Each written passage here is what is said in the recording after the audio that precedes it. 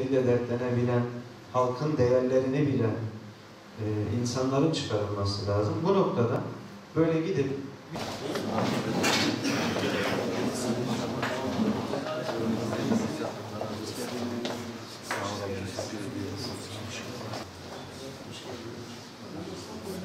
hoş geldiniz. Sağ olun.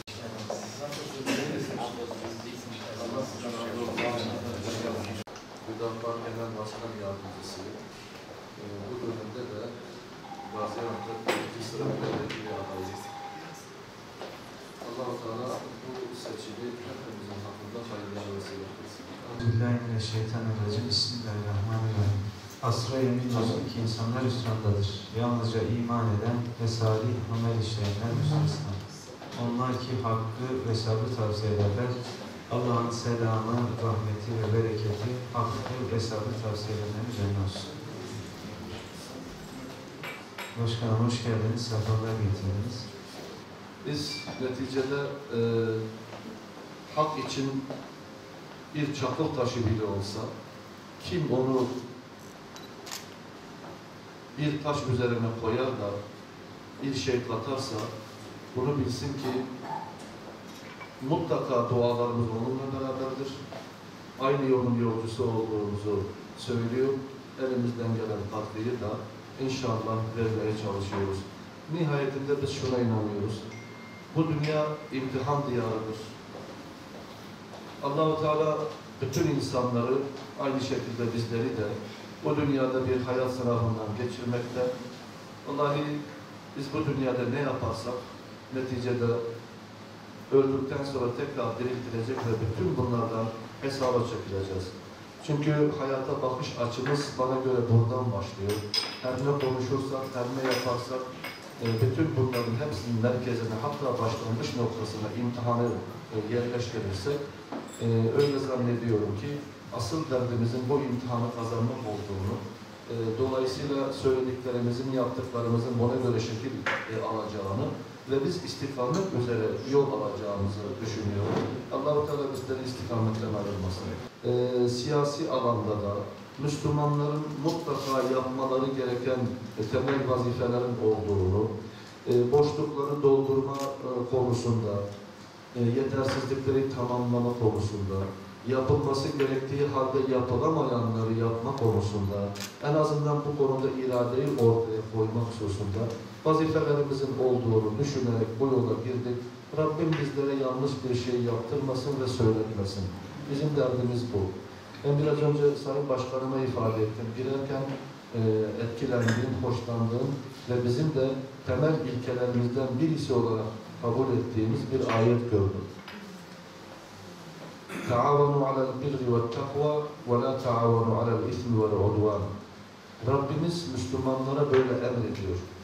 İyilik ve takva üzerine yardımlaşın. Kötülük ve düşmanlık üzerine yardımlaşmayın.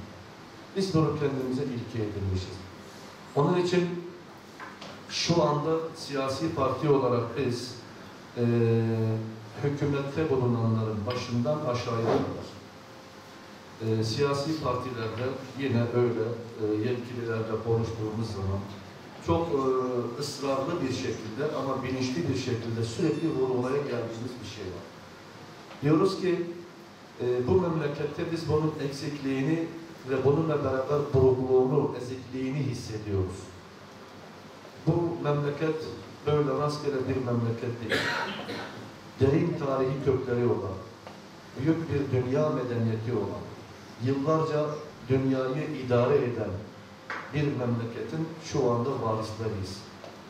Bu memleketi idare edenlerin ciddi sorumlulukları vardır. Bize göre memleketi sevle idare etme, toplumları yönlendirme konusunda en büyük sorumluluk sahibi siyasi partilerdir.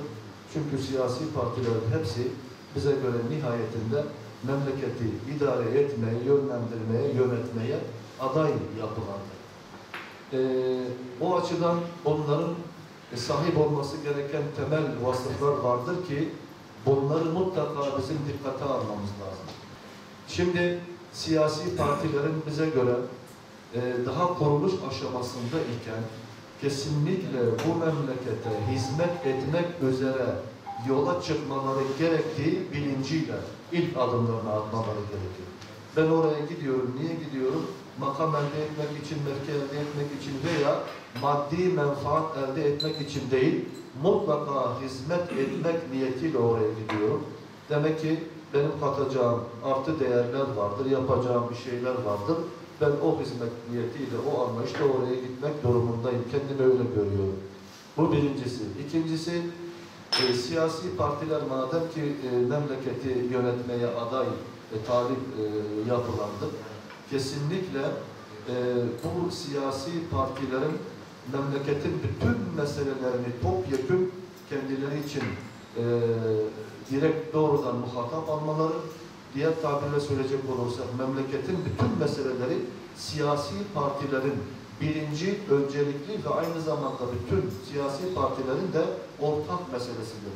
Ben bir siyasi parti olarak memleketin bazı meselelerini önceliyor, onunla ilgileniyorsa, diğer bazı meseleleri beni ilgilendirmiyorsa, ben memleketi yönetme noktasında ehliyet ve liyakat sahibi değilim demektir. Bütün meseleler bizi doğrudan, tümüyle ilgilendirir. Üçüncüsü, siyasi partiler, madem ki bu bahsettiğim konumda olacak, yönetme makamında olacak, kesinlikle her sebep ne olursa olsun birbirlerine rekabet edebilir, rakip olabilir ama düşmanlık yapamazlar. Siyasi partiler birbirleriyle düşmanlık yaptıkları zaman sorumlu dil kullanmaktan uzaklaşırlar. Uslupları bozulur, tavırları yara alır ve dolayısıyla tabana da bunlar yansır. İnsanlarımız kutuplaşmaya doğru gider. Her seçim döneminde maalesef bunların yansımasını görüyoruz. Kavgalar, gürültüler. Bu sene biz Hüdapar olarak çok gayret ettik. Partilerle görüşmeye çalıştık, ifade etmeye çalıştık. Çok dua ettik, sürekli dile getirdik. Buna rağmen görüyorsunuz bazı yerlerde olaylar oldu. Suruç'taki hadise malumunuz. Dördüncüsü, siyasi partiler birbirlerine evet rakip olabilirler, düşman olamazlar. Ama bu rekabet içerisinde öyle bir anlayış ortaya koymaları gerekir ki kesinlikle sırf muhalefet anlayışı içerisinde hareket edip her şeye yanlış damgasını vurma ve her şeye her halükarda muhalefet etme yanlışına giremezler. Bize göre bu yanlıştır. Yani A partisi ile B partisi evet rekabet ederler, birbirleriyle yarışırlar ama bu önemli bir yarıştır. Ama burada A partisi B partisinin yapmış olduğu, yapacağı bütün icraatlara yanlış damgasını vurup her halükarda muhalefet etme hakkına sahip değil bize göre. O zaman siyasi partiler doğrularda mutlaka birleşebilmeli. Birleşmiyorsa en azından destekleme, yardım etme durumuna girebilmeli. Boru bile yapmıyorsa hiç olmazsa o doğrulara kesinlikle karşı çıkma, onları yerme, onları kötüleme durumuna asla girmemeli. Ama yanlışlar varsa da hikmeti elden bırakmadan, kesinlikle sorumlu dilden, usluptan da vazgeçmeden yapıcı bir şekilde o yanlışı nasıl bertaraf ederizin gayreti içerisine girmelidir. Doğru çünkü hepimizin malıdır. Hepimiz nihayetinde doğru yapma iddiasında isek, biri doğru yaptığı zaman ha biz yaptık, ha o yaptı, illa ki doğruların bizim elimizle icra edilmesi gerekir diye bir kaide de yoktur. Doğru yapandan Allah razı olsun deriz, doğru yaptığı müddetçe de yanında dururuz, durmamız gerekir. Siyaset yönetme sanatıdır ama yanlış yönetme sanatı olamaz. Doğru yönetme sanatıdır. Nihayetinde biz böyle düşünüyoruz ama bu açıdan siyaset kurumu başta olmak üzere siyasi partilerde teamül haline gelen, adet alışkanlık haline gelen bu tür şeylerin yanlış olduğunu sürekli uyarmalarımıza rağmen, bu konu üzerinde gayret çaba sarf etmemize rağmen değişmediğinden dolayı böyle bir anlayışa da kesinlikle ihtiyaç duyduğumuz, ihtiyaç olduğu kanaatinden dolayı biz diyoruz ki mutlaka Hüdapar veya Hüdapar gibi bir yapının olması lazım. Biz Siyonist rejimi devlet olarak kabul etmiyoruz. Onun için adını elimizden geldiği kadar anmıyoruz. Çünkü bir işgal rejimidir. Oradaki kutsallarımızı çiğniyor. oradaki Müslümanlarımızın kanlarına giriyor, evlerini yıkıyor. Şu anda dikkat edin, dünya ülkelerin içerisinde belki çoğu tarafından devlet olarak kabul görmüş ama sınırları belli olmayan bir devlet. Müslümanların coğrafya olarak söylüyorum, kalplerine saplanmış bir zehirli hançer gibi dururken o zaman bunları tanımaktan vazgeçelim. Hadi tanımaktan vazgeçemediniz. İlişkilerimizi gözden geçirelim. Ticari ilişkilerimizdir, askeri ilişkilerimizdir, siyasi ilişkilerimizdir, sosyal münasebetlerimizdir. Bunları gözden geçirelim. Allah hepinizden razı olsun. Bu ilginizden dolayı hepinize ayrı ayrı teşekkürlerimi sunuyorum. Bizi ağırladınız bu kadar kalabalık bir kitleyle. Allah-u Teala hepinize sıhhat, afiyet versin. Çalışmalarınızı hayırlı ve bereketli kılsın. Allah'a emanet olun. Çok sağ olun. Evet, başkanım, Allah razı olsun. Sizin içinizde her zaman iyiliği emreden ve kötülükten men eden bir topluluk bulunsun. Düsturundan hareketle siyaset yaptığınız için de biz teşekkür ediyoruz. Allah razı olsun. Çünkü hakikaten Türkiye'de bir muhalefet sorunu var. Yani muhalefet sizin de ifade ettiğiniz gibi doğruya da yanlış diyor, yanlışa da yanlış diyor. Şimdi onun için bu sefer insanların belki de cepheleşmesinden önemli sebep de bu. Şimdi doğruya doğru dese bu kadar diyalog kapısı açılacak. Ama yanlışa da doğru dememek lazım tabii. Yani bu noktada Allah sizden razı olsun. Tekrar